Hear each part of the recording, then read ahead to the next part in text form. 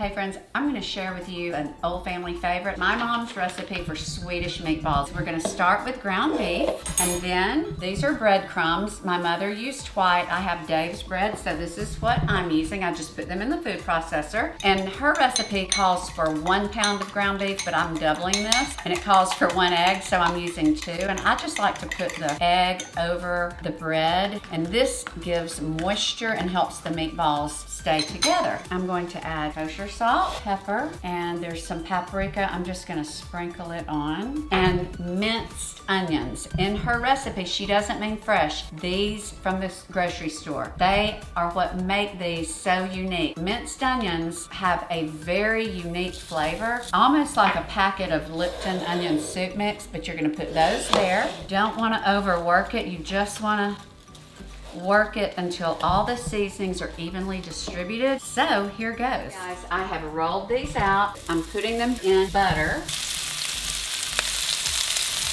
And now we're just gonna pop this whole skillet in the oven, and we'll be right back. Cream of mushroom, and I'm gonna add this water.